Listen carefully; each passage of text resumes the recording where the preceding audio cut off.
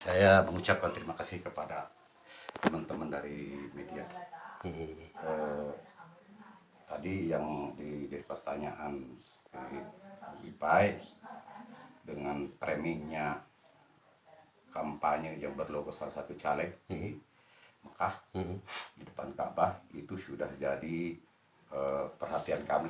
Bahkan kami dari Dewan Pimpinan Cabang Partai Gerindra memperhatikan sudah 3 hari diperhatikan. Kami meneliti, menelaah, bahkan hari ini kita bisa berjumpa untuk melakukan jumpa pers. Klarifikasi. Itu kejadian itu sebenarnya tidak perlu terjadi dan kami sangat prihatin dengan kejadian itu. Sangat prihatin, sangat menyayangkan kok itu bisa terjadi.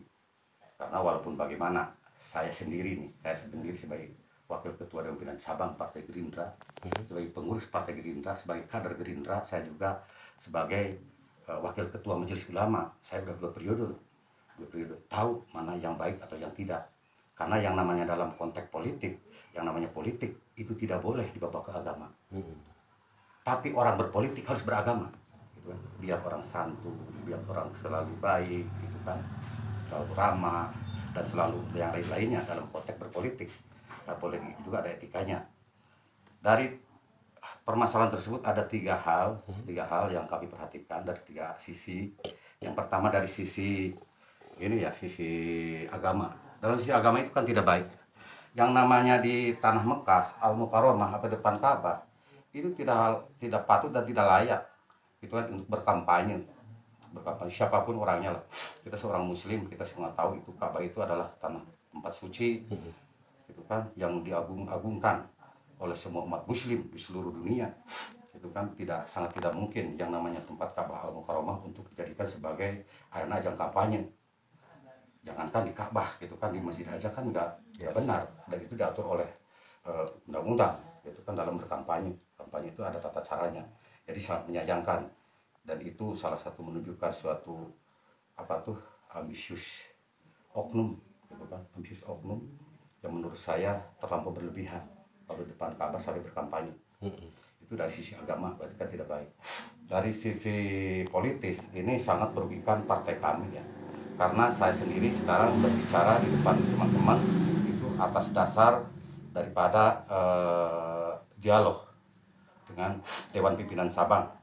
Dari kajian-kajian kami bahwa ini sangat merugikan partai kami. Itu pencemaran terhadap partai kami. Karena partai kami tidak mengajarkan seperti itu.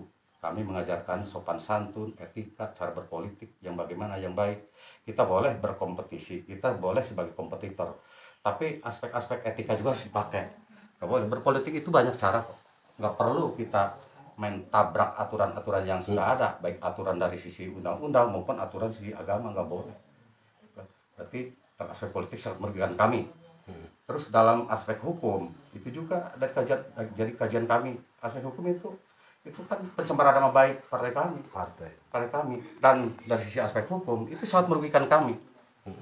Dan kami dari Partai Gerindra tidak pernah mengajarkan kepada siapapun. Bahkan saya sendiri dan kami dari partai sudah meneliti, menelaah, melakukan investigasi siapa orang yang melakukan kampanye tersebut, orang mana dan siapa, saya tahu. Itu bukan kader Gerindra.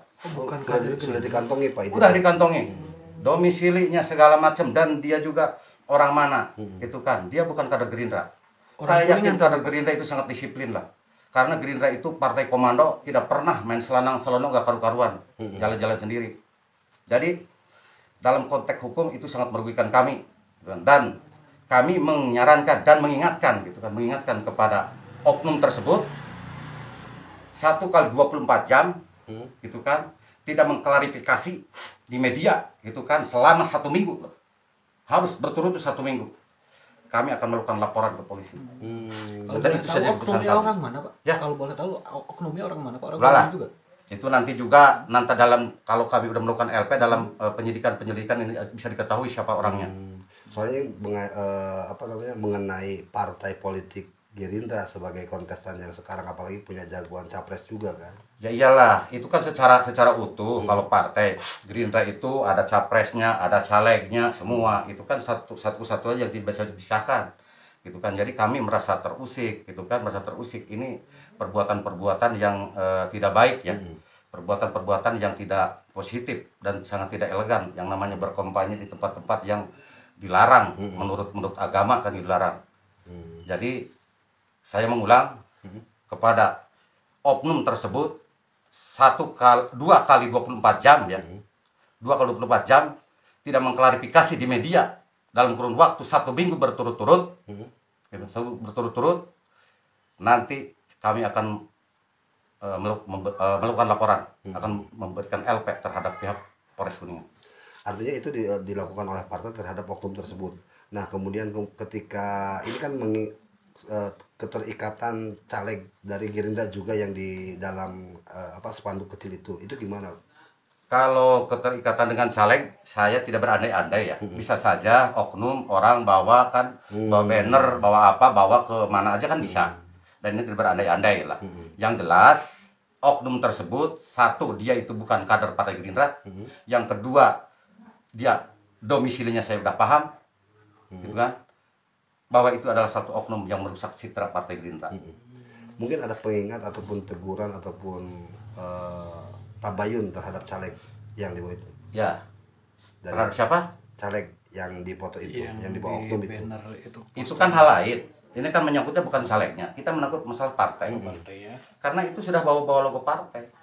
Logo Partai Gerindra. Tadi itu yang LP ke polisi berarti kalau tidak ada klarifikasi dari pencemaran nama baik kata Bapak. Ya, pencemaran nama baik. Itu untuk sementara pencemaran nama baik. Ya. Atau Bapak yang menuntut ini. Yang untuk partai berarti ya, pencemaran nama baik. Nanti partai. Partai nanti melalui saya langsung memberikan laporan kepada pihak Polres. Berarti dengan si calegnya nggak ada kaitan, Pak? Ya itu urusan lain, urusan lain karena perlu ada ada kajian penelaahan. Nanti kalau kita udah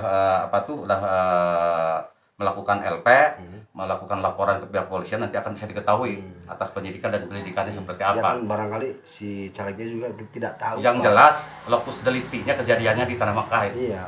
Barangkali mungkin kan si caleg ini tidak tahu. Ya bisa aja. Makanya di sini saya tidak berandai-andai. Kan bisa saja orang bawa banner di mana-mana gitu kan, bisa aja. Gitu. Jadi ini kan antisipasi pencitraan daripada partai ya Pak yang diganggu oleh oknum itu. Bukan pencitraan. Ya artinya kembali baik lah. Harus baik kan. Ya harus klarifikasi orang tersebut dong. Makanya klarifikasi dalam kurun waktu 2 kali 24 jam. Tidak klarifikasi. Dan klarifikasi juga 1 minggu berturut-turut. Kalau tidak 1 minggu berturut tetap kami akan melakukan LP. Kalau misal Pak, si orang tersebut mungkin hanya itikannya mendoakan si caleg gitu yang di nggak bisa lah, nggak bisa berandai-andai hanya mendoakan tidak perlu bawa atribut-atribut partai.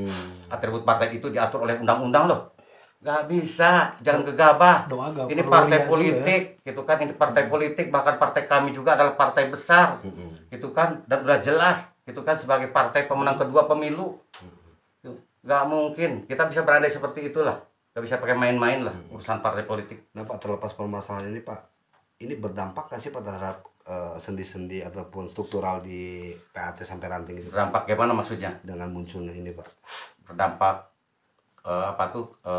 ya kan ini kan sempat viral juga Pak. Ya kalau berdampak merasa terusik iya. Semua struktural partai merasa terusik. Dampaknya itu. Kalau dampak untuk kepada suara Gerindra, saya yakin enggak. Dan yakinlah para pembaca juga, gitu kan, pembaca berita bisa memilih, apalagi dalam konteks bulan ini minggu-minggu terakhir, gitu kan, bisa aja orang membuat membuat framing supaya terjadi salah persepsi, pada akhirnya merusak citra, karena ini merusak citra Partai Gerindra. Artinya ada instruksi khusus Pak terhadap kader juga untuk melakukan antisipasi ataupun ini kan sudah dicoreng nih sama si oknum ini Pak dengan modus itu Pak. Kalau di Gerindra, gini aja ya, di Gerindra itu kalau pimpinan sudah berbicara A, insya Allah, dan tidak perlu dibahas ABCD lagi. Kalau pimpinan sudah bicara A, jadi A semua, insya Allah. Karena Gerindra itu partai jalur komando, tegak lurus. Nah Pak, untuk terlepas soal ini Pak, jelang debat terakhir Pak, gimana Pak sebagai kader Gerindra Pak? Debat terakhir nanti capres Pak. Oh yang sekarang, yang nanti Ya, saya punya keyakinan ya. Kami punya keyakinan pasangan Prabowo Gibran itu akan lebih baik daripada yang sudah. Bahkan di situ disampaikan oleh Pak Prabowo, bahkan Mas Gibran di situ dalam debatnya itu ide gagasan jelas. Ide gagasan jelas dan mudah dimengerti dan mudah dicerna oleh masyarakat Indonesia. Bahkan ide gagasan juga yang sangat realistis. Gitu kan? Sangat realistis dan memang udah ada yang dirasakan sekarang. Gitu kan. Seperti kayak contoh yang disampaikan oleh ketua umum kami, program makan siang gratis. Itu luar biasa. Karena dengan makan siang gratis, insya Allah rakyat Indonesia gitu kan dari generasi muda itu tidak akan terjadi stunting lagi, bisa menekan angka stunting dengan pemikiran IQ yang rendah, terus pertumbuhan yang kerdil, insya Allah. Dan uangnya juga kok ada kok. Dengan program hilirisasi yang disampaikan oleh Pak Presiden, ini akan tindak lanjut. Hilirisasi itu kan bahan mentah dari kita diolah oleh kita, nanti udah barang-barangnya dijual, untungnya luar biasa. Itu dari situ udah ini Pak, bisa ketahuan. Susu gratis mungkin ini di sini kan kawasan peternakan sapi nih.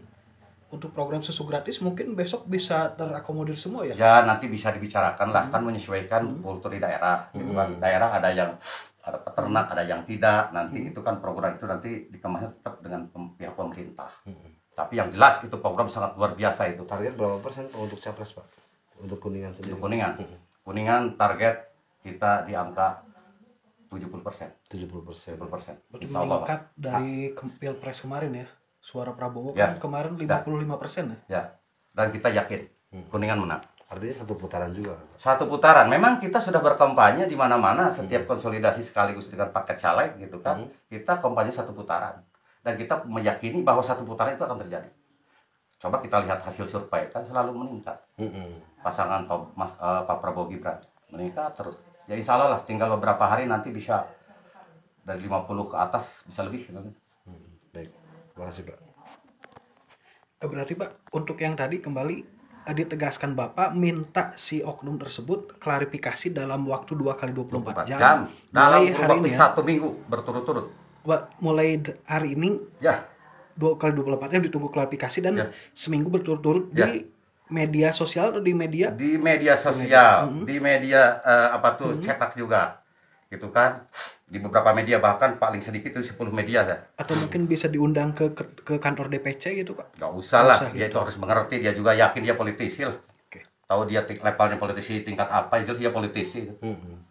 Saya udah tahu, udah dikantongin itu dia itu siapa. Jadi jelas yang merusak citra Partai Gerindra.